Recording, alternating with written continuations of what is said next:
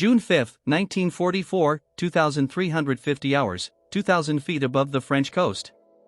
The interior of the Armstrong-Whitworth Albemarle bomber is a cramped, vibrating steel coffin. It reeks of sweat, engine oil, and vomit. Private Leo Gutzgather of the 1st Canadian Parachute Battalion clutches the static line above his head. His knuckles are white. He is 19 years old, a farmer from rural Quebec. 6 months ago, he had never flown in a plane. Now he is burdened by 90 pounds of war, a Mark II Sten gun, 12 magazines, 2 No. 36 mils bomb grenades, a rubber case, a toggle rope, a shovel, and a 40 pounds kit bag strapped to his leg. The man next to him, a logger from British Columbia, is pale, eyes wide. They are the Red Devils. They are the 1st Canadian Parachute Battalion. And they are the impossible tip of the spear for the entire D-Day invasion. On the wall of a briefing room in England, a map still hangs. Lieutenant Colonel George F.P. Bradbrook had tapped a single critical ridge with his pointer. "Gentlemen," his voice had echoed. "We are the Cork. The entire eastern flank of this invasion rests on us. We jump first. We hold last." His finger rested on a piece of high ground, Lamolneil, a ridge dominating the crossings over the Dives River. "The 21st Panzer Division," Bradbrook had said, his voice lowering, "is here. Their tanks will be on Sword Beach by breakfast. Unless we stop them, we must not fail." This was their impossible mission. They were not to seize a beach. They were to save one by dropping in total darkness, 5 hours before the main landing, into the heart of the German army. They were a secret unit formed in 1942. They were not professional soldiers. They were 600 volunteers, miners, academics, farmers, loggers. They were the toughest, wildest, and most independent men Canada could recruit. And they had been trained to a razor's edge at Fort Benning and Ringway. They were a new type of weapon, and they were about to be deployed for the first time. The coast of France appeared, and with it came hell. Flak, flak, starboard. The night erupted. The plane, a slow, heavy bomber, was not a transport, it was a target. The sky tore open with 20mm and 37mm flak tracers, red, white, and green. They were not merely near the plane, they were inside it. The fuselage rang like a bell as shrapnel punched through the thin aluminum skin. "Hang on," the pilot screamed, jinking the aircraft. The Albemarle dropped, lurched, and climbed, throwing the paratroopers against one another. Men screamed. The logger from BC was no longer pale, he was hit, shrapnel in his chest. The pilots were supposed to fly low and steady at 500 foot over a drop zone marked by pathfinders, but the pathfinders from the 22nd Independent Parachute Company were fighting for their lives. The Eureka beacons were weak. The pilots, blinded by flak and fog, were disoriented. They were accidentally scattered. Red light on. The dispatcher's roar cut through the chaos. The men stood up, a clumsy, shuffling line of overloaded ghosts. They hooked their static lines. The plane was still jinking. "This is wrong," Gathar thought. "This is all wrong. Green light on. Go, go, go, go." There was no choice. A violent shove from behind. Gathar was in the doorway. The prop wash was a physical 200 melon fist blast. He jumped. The blast of cold air, the crack of his canopy opening, and then a terrifying silence broken by the crackle of MG-42 machine gun fire from the ground. They were shooting at him in midair. He saw the ground, a black shimmering liquid. He hit not soft earth but a 4-foot deep flooded field in the Dives Valley, intentionally inundated by Rummel. His 90 pounds kit bag was an anchor. The water was freezing. His parachute, a 28-foot silk nightmare, threatened to drown him. He gasped, swallowed mud, and fumbled for the fighting knife on his chest. He cut his leg straps, losing his kit but keeping his sten. He clawed his way to a dike. He was soaked, freezing, bleeding, and alone. This was not just Gathar's story, it was the story of the entire 1st Canadian Parachute Battalion. They were accidentally scattered across 100 square miles of Normandy. Some men landed in trees. Some landed on rooftops. 1. A man from C Company landed inside a German command post. Lieutenant Colonel Bradbrook landed in a soft-plowed field, his entire command headquarters gone. C Company, the unit secretly attached to the British 9th Parachute for the impossible assault on the Merville Battery, was scattered like salt. Lieutenant Doc J.S. Reddell, the medical officer, landed in a German minefield. Major A.T. Kalin, commanding a company, landed and found only 2 men. His mission: destroy the bridge at Robeholm. The plan, the meticulous 6-month plan, was dead. The 1st Canadian Parachute Battalion was no longer a battalion. It was 600 individual one-man armies lost in the dark, surrounded by 3 German divisions awakening around them. The impossible mission had just begun. June 6, 1944, 0130 hours, near the Dives River. This was not a war, it was a nightmare of shadows and whispers. Major A.T. Kalin, commander of a company, lay in a flooded ditch, his face caked with mud. He had his map. He had his .45 automatic. And he had 2 men, a corporal and a private. His impossible objective, drilled into him for 6 months, was the bridge at Robe, 4 miles away. He had been ordered to seize it and destroy it to prevent German reinforcements from the east. His entire 120-man company, with its specialized demolition equipment, Vickers machine guns, and 3-inch mortars, was gone, scattered to the wind by the flak. "Right," Kalin said, his voice a low growl. "We have a job. We're moving." "Sir," the corporal whispered, voice trembling, "we're 3. "We're 3, Kalin replied, checking the action of his .45. "And that's a hell of a lot better than 0. We'll pick up the rest along the way. Now shut up and follow me." This story repeated across the dark, terrifying fields of Normandy. The battalion was not acting as a battalion, it was acting as individuals. Small, isolated groups of men, led by NCOs and officers, accidentally bumped into each other in the dark. A private from B Company, armed only with his fighting knife, found a dazed C Company lieutenant. A medic, kit bag lost in a tree, linked up with a Vickers heavy machine gunner whose 50-pounds gun was present but whose tripod was gone. This is not a military formation. It is a swarm of angry, heavily armed fire ants emerging from the ground, and they are all moving by instinct toward their objectives. June 6, 1944, auto 230 hours. Outside the Merville Battery, Lieutenant Colonel Taran Otway, the commander of the British 9th Parachute Battalion, is in a state of cold-controlled panic. His mission is perhaps the single most critical of the entire pre-dawn operation. Destroy the Merville Battery. It is a secret concrete leviathan. For massive casemates holding 150 Mintras guns that are perfectly ranged to anal sword beach. If those guns are firing at 6 RRs, the British 3rd Division will not be landing. It will be massacred in the water. Had a plan, a beautiful complex 750-man plan involving glider landings, sappers, and a full battalion assault. Now, as he does a headcount in a dark orchard, he has 150 men. The flak, the fog, and the scattering have been unbelievably catastrophic. He has no heavy mortars. He has no sappers. He has almost no machine guns. His gliders, the ones meant to crash land inside the battery, are gone.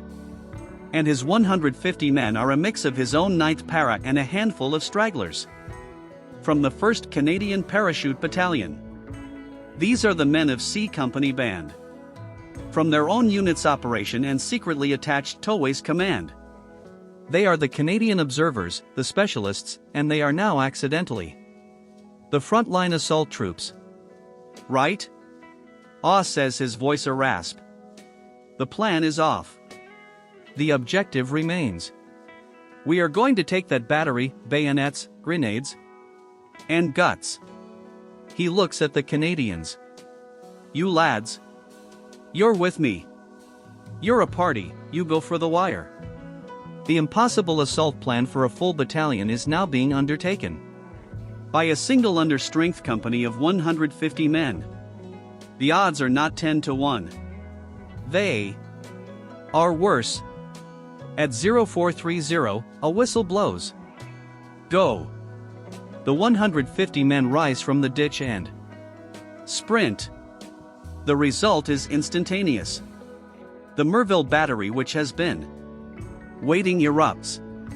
Pre-sighted MG-42s open up their tracers white-green, slicing the night into ribbons.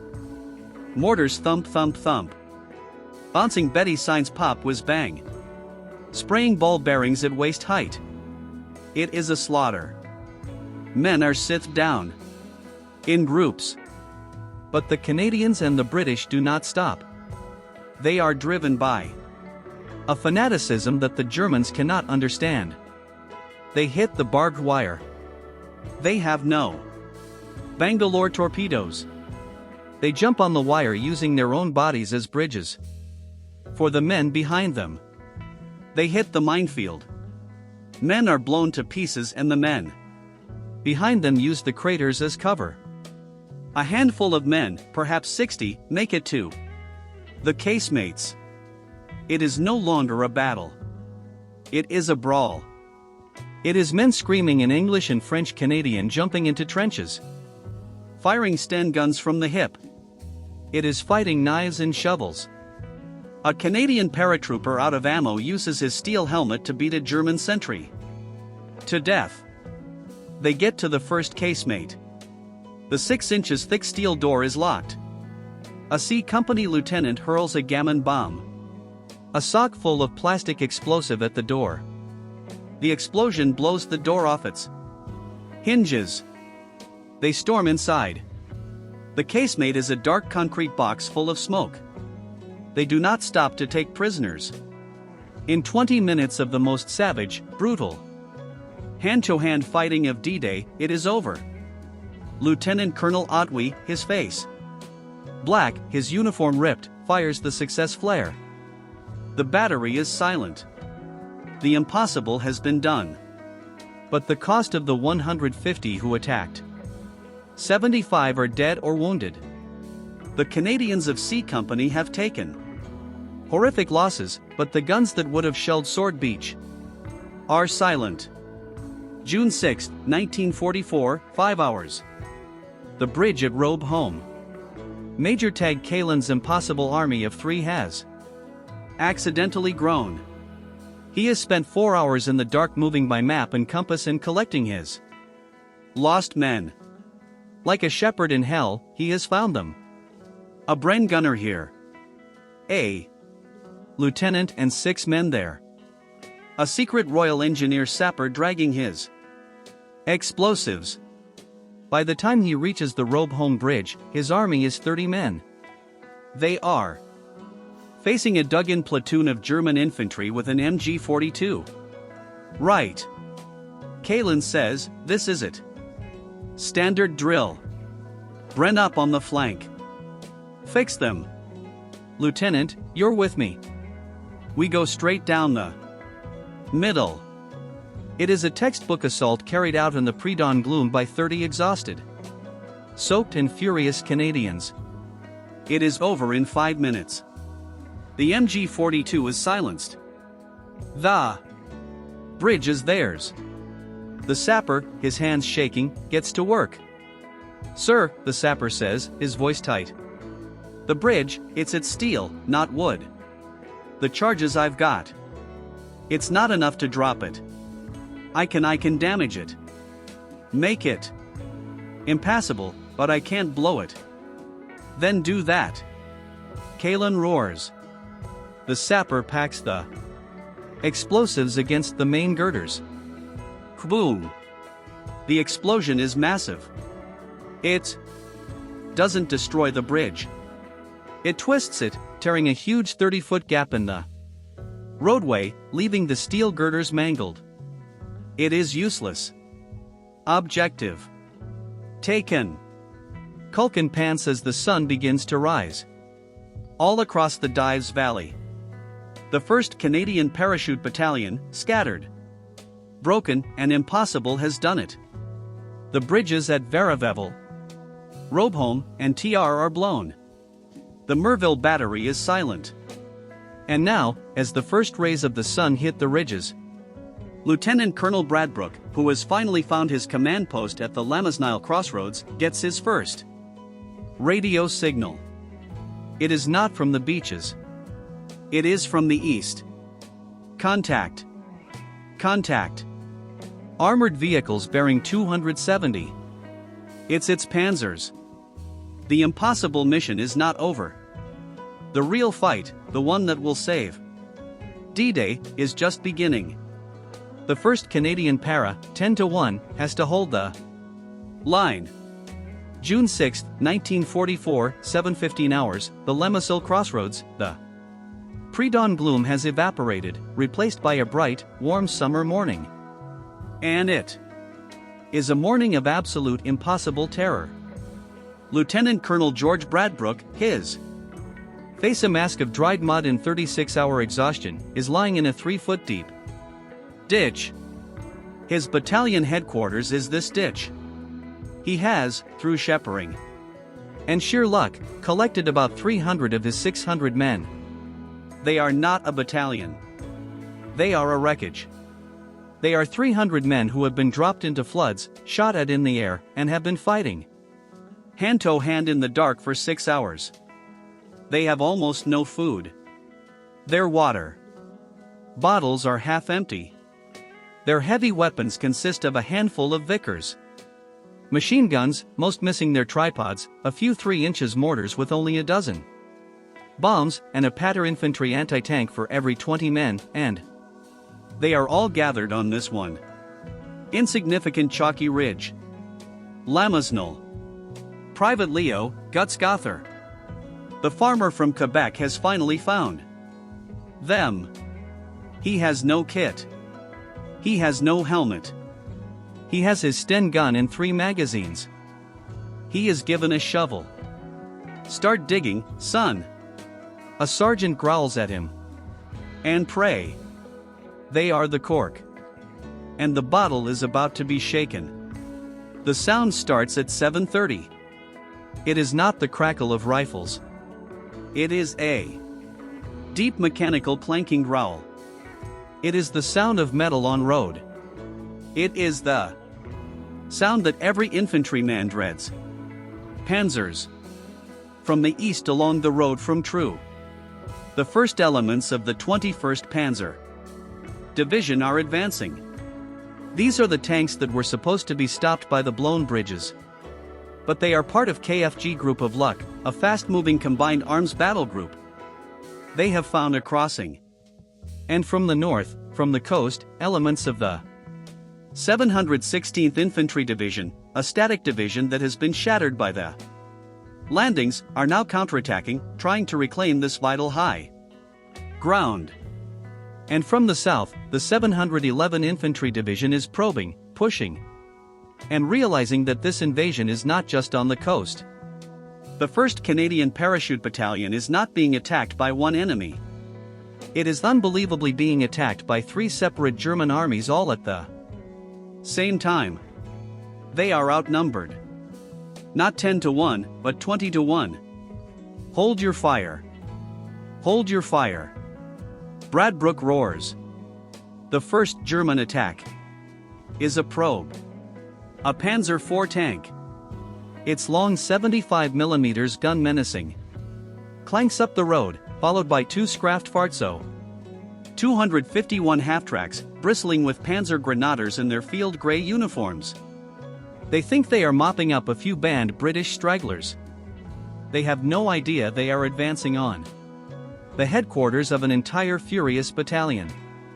Pat, a lieutenant, screams. Pete, team up. A corporal and a private, his hands shaking, crawl to the edge of the ditch. The Pat is a comically large spring-loaded Ashcan launcher. It is a secret weapon that only works at suicidal range. Wait for it. The Panzer IV is 100 yards away now. The Patman fires. The weapon thunks. A sound like a mattress being punched. And a 3LB bomb streaks and bounces harmlessly off the Panzer's frontal sloped armor. The Panzer's turret, which had been facing forward, swivels. It swivels slowly with a Hydraulic whine until its long gun is pointing directly at the ditch. Gat. Down. The 75mm main gun fires. Kraboom. The explosion is not a bang. It is a concussion that rips the air apart. The PAT team is gone, vaporized. The Panzer Grenadiers are dismounting from their half-tracks, fanning out, their MG-42s opening up. Tit tickers. Bradbrook yells. Visors on the infantry.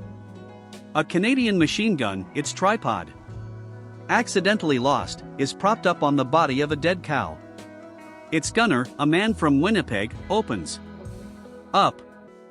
Brat, brat, brat, brat, brat. It is a slower, more deliberate sound than the MG-42. It is a sound of control. The gunner isn't spraying. He is stitching, cutting the German infantry down in 5-round bursts. Mortar. The single 3 inches mortar thumps. Bren guns. Fire. Fire. For 10 minutes, the liminal crossroads becomes a small self-contained hell.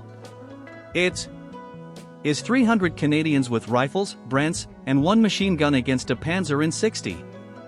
Elite German infantry. The Panzer Grenadiers, veterans of the Eastern Front, are stunned. This is not a straggler. This is a prepared position. They fall back, dragging their wounded, protected by the fire of their tank. The Panzer fires twice more, buttoning up, and then realizing it is alone. It slowly reverses, disappearing down the road. Silence falls. It is broken only by the sound of men gasping in the click.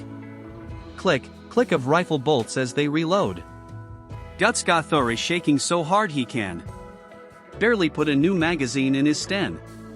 Right, Bradbrook says, standing up. Covered in dirt. That was the first. They'll be back. Dig. Dig as if your life depends on it. Because it does. The impossible mission. Blowing the bridges was the easy part. The real mission. The ban from all thought mission has just become clear.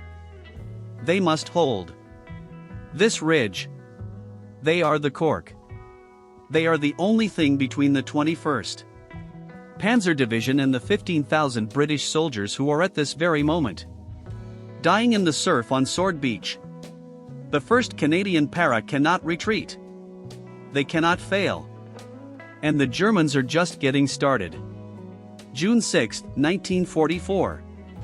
11 hours. A slit trench at the Lanesneal Crossroads. Private Leo Gutsgathor is trying to make himself small. He is trying to become one with a chalky white earth. The world is no longer ground. It is just sound. A high-pitched screaming shriek that tears the air. Followed by a crump crump. Crump of an 81 Midway mortar salvo. Dirt and chalk pebbles rain down on his helmet.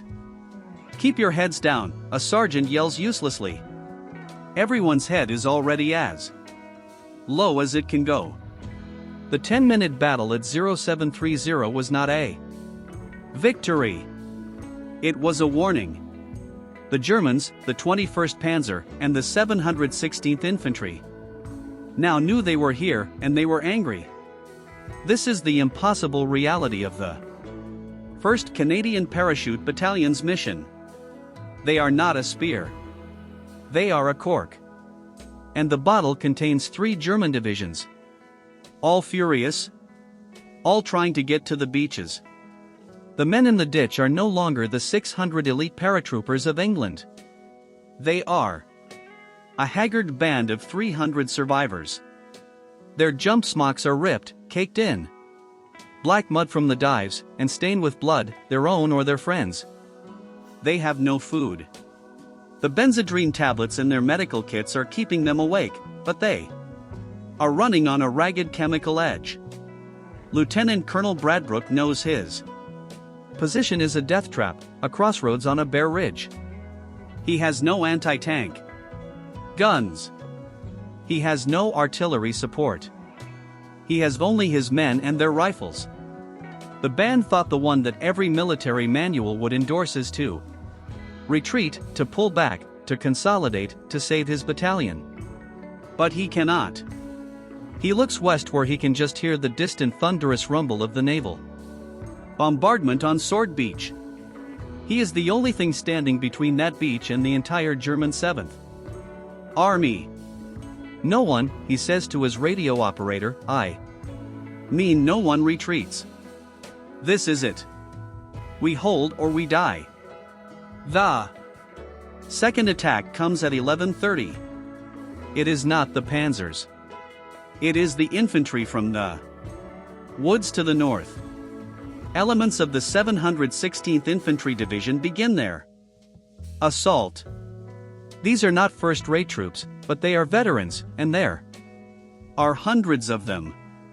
They advance in textbook fashion, pepper potting with their MG-42s, bounding forward in gray-green waves. Hold. The Canadian sergeants whisper down the line. Hold. Let them come. The Germans are advancing up the bare slope. 500 yards, 400. Now. The 1st Canadian Para is a secret unit, not just for its jump training, but because it is composed entirely of volunteers. And in 1944, that meant it was a battalion of marksmen. Men who had hunted moose in Ontario and deer in British Columbia. The response is not a panicked spray of fire. It is a volley. A coordinated, disciplined, vicious volley of Dune 303. Rifle fire. Crack, crack, crack, brat, brat, brat. The Visor's guns, now properly set up, join in. The effect is devastating. The German front line dissolves. It does not fall back. It is scythed down. The men behind them hesitate, falter, and then break, running back to the woods. A ragged horse cheer goes up from the Canadian ditch. It is cut short. The shriek begins again. The Germans, having failed with infantry, have called in the moaning minis. The Nebelwerfer. It is a 6-barreled rocket mortar, and its primary weapon is terror. The rockets make a sound like a screaming, tearing banshee. A sound that gets inside a man's skull before the explosion. A full battery lands on the crossroads. Shri. Boom. Boom. Boom. Boom. Boom. The world is just noise, smoke, and flying chalk. Men are hit. A direct hit. On a Bren gun position turns 3 men into red mist. Goyer is crying. He doesn't know it. He is just crying. His body convulsing with each impact. His hands clamped over his helmet. In the regimental aid post, a shell crater 50 yards behind the line. Lieutenant Doc J.S. Rettel is working on a man whose arm is gone at the shoulder. Morphine, he yells. We're out, sir. His orderly screams back. We lost it all in the jump.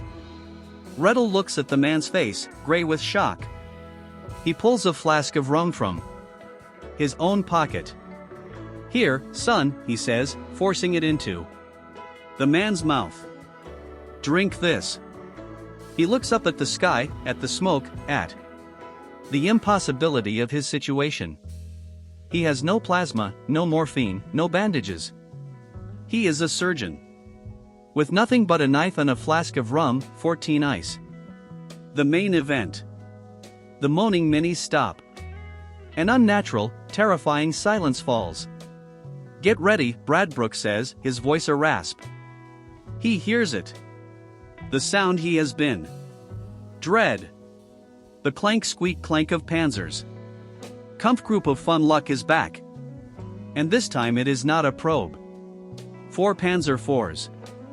Their long 75mm guns pointing forward. 6 half-tracks loaded with Panzer Grenadiers and 2 self-propelled STOG assault guns. This is not an attack. This is an execution. They are unbelievably attacking from 3 sides at once. The 716th from the north, the 71th from the south, and now the 21st Panzer. Straight up the main road, the 300. Canadians are completely 10-to-1 surrounded. Pat, a sergeant major screams, "Pats to the front."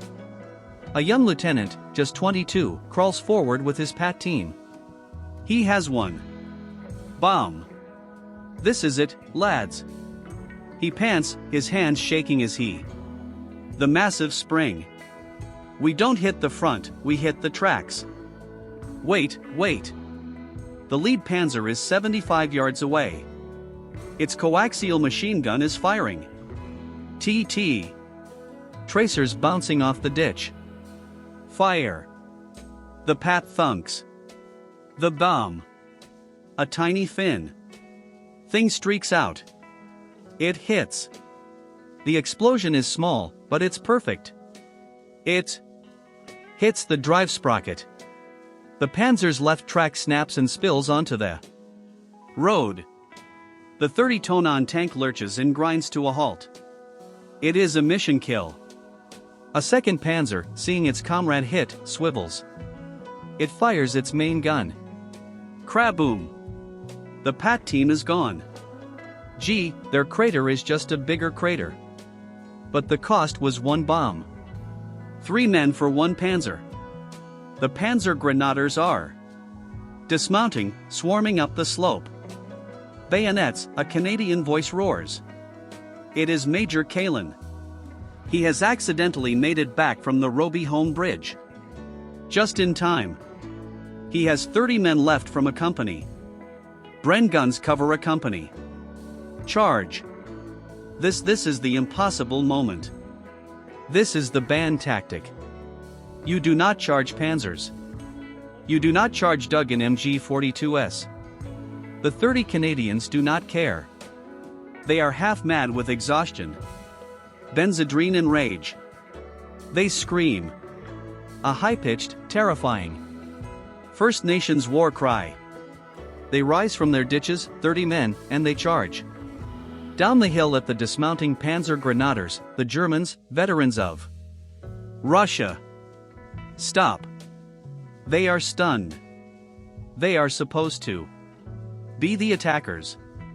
They are not expecting 30 screaming, wildeed madmen with bayonets to come flying at them. The mad charge crashes into the German line. It is not a battle. It is a brawl. It is rifle butts, shovels, and knives. Goyer, his Sten gun empty, finds himself swinging his shovel, connecting with a German's helmet with a dull clunk. The Panzer Grenadiers break. They break and run. They scramble back to their half-tracks, leaving their dead and wounded. The Panzers, their infantry, screen gone, are suddenly vulnerable. They fire one more volley and then in a cloud of diesel smoke, they reverse. They pull back. The crossroads is still Canadian. The 30 men of a company stumble back to their ditches, their chests heaving. They have lost 6 more men, but they have held 17 or none hours. The lull, the battlefield is quiet. It is littered with the dead, German, and Canadian. Bradbrook is on his radio, his voice a raw whisper. Sunray, this is P. We are holding, but we are not effective. We are out of Piat ammo. We are out of mortar ammo. We have maybe 10 rounds per man. I have 150 wounded. We need everything. We need help. The voice from 6th Airborne HQ crackles back. Hello. P. Good show. Hold at all costs. I repeat, hold at all costs. The seaborne are delayed. They are not off the beach. You are the flank. You are the flank. Bradbrook lowers the handset. He looks at his signals officer. Right. We hold. The impossible mission has just been extended. They have survived D-Day. Now they have to survive the night. And as the sun begins to set, the real German artillery, the 88s, the 105s, the heavy guns, having finally registered their position, opens up. The final secret test has begun. The 1st Canadian Parachute Battalion, out of ammo, surrounded and outnumbered, must ban the thought of survival. They must only hold. June 6, 1944. 21 hours. The Les Nil Crossroads. The world is no longer chalk and sun. It is a hell of red and black flashes. The heavy German artillery has found the range. This is not a probe with mortars. This is a drum fire. 105 mm FIFA 55 Mayers shells are walking up and down the ridge. A systematic industrial eraser. Private Leo Gutzgathor is in his ditch. His shovel, the one he'd used as a weapon, is now his only shield. He's not a soldier. He's not a farmer. He is a primitive creature curled in a hole. Reduced to a single primal instinct, endure. He has not eaten in 24 hours. He has not slept in 48. His water bottle has been empty since noon. His mouth is full of chalk dust and the metallic taste of fear. With every screaming shell, the ground leaps and kicks him. A giant unseen boot. To his left, a Visor's gun pit takes a direct hit. The explosion is a wet final thump. The brat that had been a comforting, defiant sound all day is gone. The 1st Canadian Parachute Battalion is dying. Not in a blaze of glory, but in 3-man increments, pulverized by unseen guns in the dark. Lieutenant Colonel Bradbrook, his command ditch, now just a wider crater, is on his last legs. He has 150 wounded men lying in the open being tended by Doc Rettle, who is now out of rum. Out of everything every officer Bradbrook has is a casualty or a ghost. Major Kalin, the hero of Robe Hall and the bayonet charge, has a piece of shrapnel in his shoulder. He has tied a field dressing around it and is still walking the line from crater to crater. Hold on, lads. His voice is a growly rasp. Hold on. They haven't broke us yet. This is the impossible truth. The battalion is no longer a fighting force. It is a symbol. It is a 300-man band sign, staked into the eastern flank of Normandy. The Germans are coming. The 21st Panzer's Panzer Grenadiers are not fools. They know the Canadians are at their breaking point. At 02 Bows, under the cover of the shelling, they attack again. No tanks, just 200 stormtroopers, veterans of the Eastern Front, moving like ghosts. Their potato masher grenades in their belts. They do not charge. They infiltrate. Incoming. A grenade lands in Guthor's ditch. He sees it. A black stick-like object. He does not think. He reacts. The 19-year-old farmer, the man who was scared, grabs the grenade and hurls it back out of the ditch. It explodes harmlessly 10 feet away.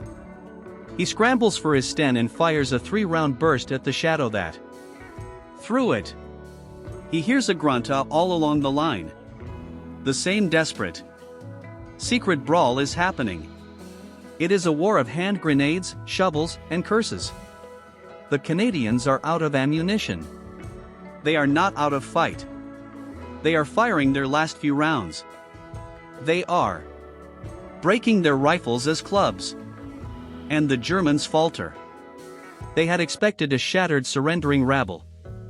They have accidentally run into 300 men who are quite simply too stubborn, too angry, and too Canadian to know that they are beaten. The infiltration attack is repulsed. The Germans pull back, leaving their dead. They will not try again. They will wait for the dawn and let the 88s finish the job. June 7, 1944. 4 hours. The crossroads is silent. The shelling has stopped. It is the cold, gray, dead hour before dawn. Brad is on his feet. He has maybe 200 men who can still hold a rifle. They have on average 3 bullets per man. This is the end. The impossible mission is over. When the sun comes up, the panzers will roll over them as if they were never there. "Sir," the radio operator says, his voice a cracked whisper. I have a signal from the west, from the beaches." "What is it, man?" Brad Brooke demands. It's not a signal, sir." "Listen." Brad Brooke stands. He strains his ears over the sound of the wind, over the distant crump of artillery. He hears it. It is a thin, reedy, unbelievable sound. It is bagpipes. The sound is a Highland lad. "My God!" Brad Brooke whispers. He is weeping. He does not care. He staggers to the edge of the crater and fires his flare gun, a single green flare. Here we are. The bagpipes grow louder. And at 4:45, a figure, a tall, ramrod-straight man in a green beret, vaults over the western ditch. It is Lord Lovett, commander of the 1st Special Service Brigade. Behind him are his British commandos, faces painted, their own piper, Bill Millen, still playing. They have landed on Sword Beach.